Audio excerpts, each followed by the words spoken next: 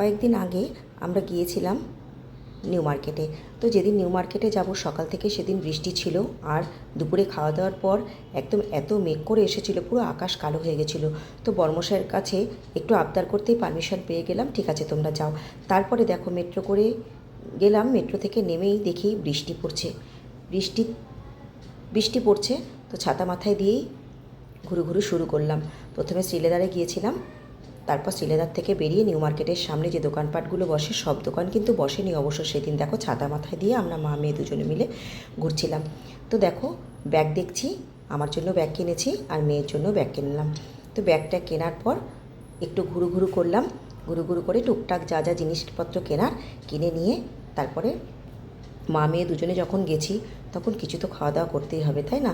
তো দেখো আমরা একটু চাউমিন খেয়ে নিলাম। তো চাউমিন খেয়ে তারপরে আবার একটু ঘুরলাম, কিছু কিছু জিনিস কেনাকাটার ছিল, তো সেগুলো কিনে তারপরে এই যে মেট্রোতে উঠে বাড়ি চলে আসলাম। কেমন লাগছে বন্ধুরা আমার ভিডিওগুলো তোমাদের?